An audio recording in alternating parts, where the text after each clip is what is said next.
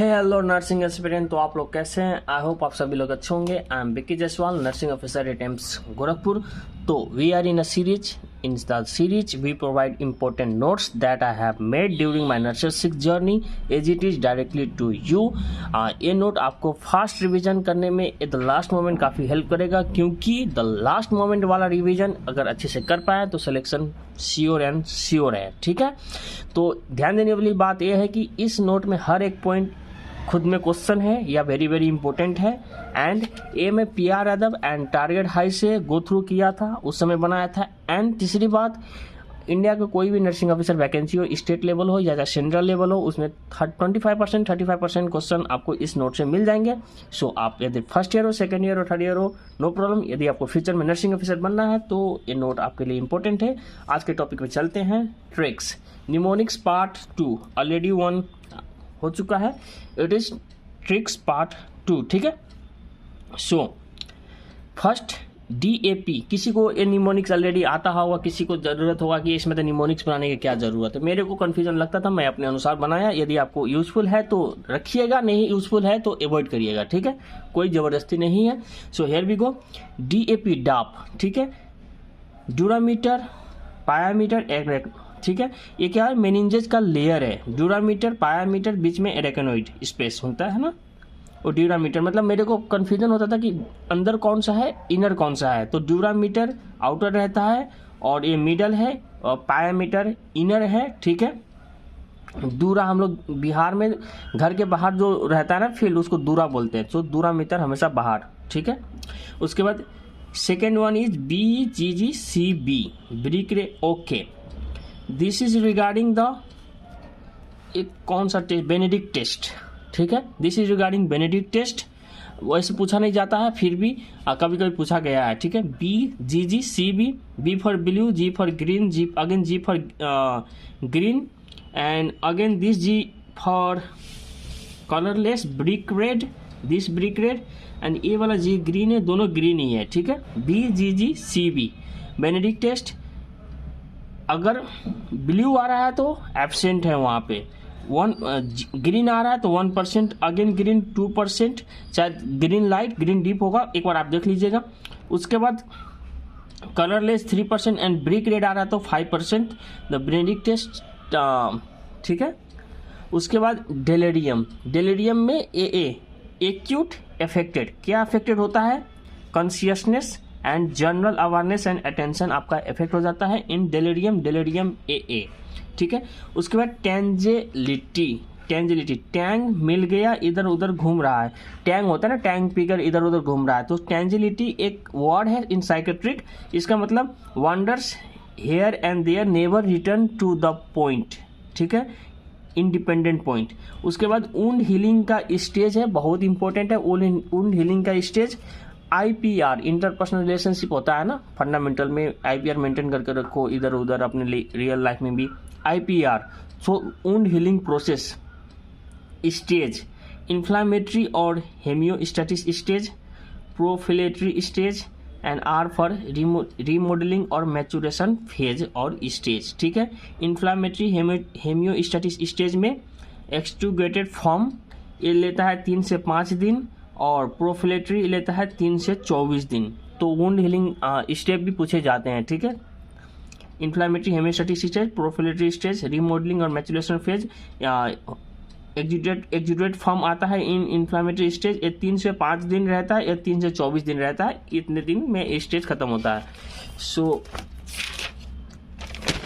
यहाँ पे मेरे को हमेशा कंफ्यूजन रहता है ट्रेंडलबर्ग एक रहता है रिवर्स ट्रेंडलबर्ग। ठीक है, तो किस में हेड कम लो रहेगा, किस में सर ऊपर रहेगा, मेरे को हमेशा कंफ्यूजन होता है। तो मैं एक ट्रिक बनाया, TLS। ट्रेंडलबर्ग में लो हेड, सर ऊपर, लो हेड। इन रिवर्स ट्रेंडलबर्ग जस्ट इसके अपोजिट, हाई हेड, लो मतलब लेग। ठीक है, तो TLH एक याद रखेंगे तो रिवर्स ट्रेंडलबर्ग भी हो जाएगा, ट्रेंडलबर्ग भी हो जाएगा।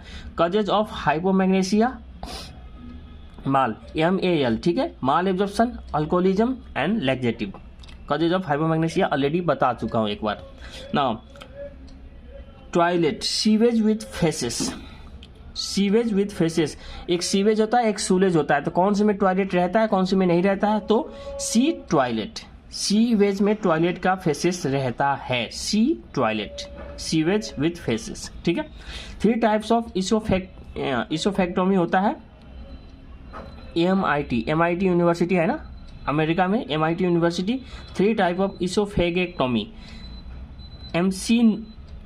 MC known oesophagectomy, Ivor Lewis oesophagectomy and transhiatal oesophagectomy, ठीक है।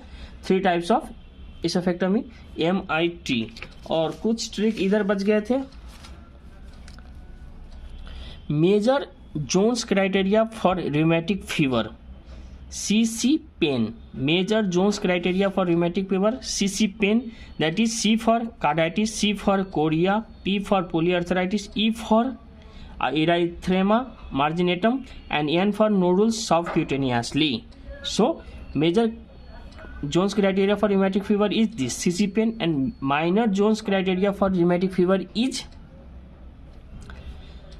फेस पर, ए वाला मत ध्यान दो, फेस पर, ठीक है। आप बना लेना अपने से, F for fever, A for and arthralgia and C for C reactive protein positive रहता है, E फॉर आपका इंक्रीज इन ESR रहेगा, एंड पर मतलब PR इंटरवल प्रोलॉन्ग्ड, ठीक है। PQR जो रहता है ना ECG में, PR इंटरवल प्रोलॉन्ग्ड रहेगा, so PR prolong interval, E for increase ESR, C for C reactive protein positive, A for arthralgia and F for fever. इसको रटना नहीं, अर्थलेजिया मतलब क्या होता है सब अपने को मालूम होना चाहिए। और नीचे कुछ नोट है regarding the major and minor point. Rheumatic fever को डायग्नोस करने के लिए हम लोग major and minor point use करते हैं। तो इसमें देखते हैं कब डायग्नोस होता है रिमेटिक फीवर, 2 मेजर और 1 मेजर 2 माइनर, या तो 2 मेजर आपको यदि सिम्टम पाया गया, 2 मेजर है ना ये वाला, इनमें से कोई 2 सिम्टम पा गया तो वो डायग्नोस कर देता है रिमेटिक फीवर, या 1 मेजर 2 माइनर, इसमें से 1 और इसमें से 2 सिम्टम अगर मिल गया तो वी कैन डायग्नोस दैट इसको रिमेटिक फीवर हुआ है। तो फर्स्ट पॉइंट वही कह रहा है। Second point, but American Heart association who gave epidemiological implication 2 minor plus lab evidence can diagnose rheumatic fever. तो 1 मेजर 2 मेजर डायग्नोस करने का 3 तरीका, 2 मेजर, दूसरी में 1 मेजर 2 माइनर, एंड तीसरी according to American Heart Association 2 minor plus lab evidence भी रहे तो रिमेटिक फीवर डायग्नोस हो जाता है, मेजर का जरूरत नहीं है। तो लैब एविडेंस में क्या देखते हैं हम लोग, elevated ASO anti streptolysin O titre देखते हैं, ठीक है। Most reliable and standard method to diagnose the rheumatic fever is this one, elevated ASO anti streptolysin O titre, और +2 माइनर होना चाहिए according to American Heart Association. हम लोग इनको ज़्यादा फॉलो करते हैं। और इसमें भी देख लीजिएगा, ये भी ट्रिक जैसा ही है, Turner syndrome 45XO in female और क्लाइनफिंटर में 47XXY इन मेल, ठीक है।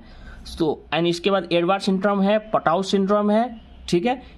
Edward, Patau, Turner, Klinefelter, Down syndrome, ये सब क्रोमोसोम से रिलेटेड है, किसी एक क्लास में देखेंगे। अब चलते हैं, एक और बच गया था आपका,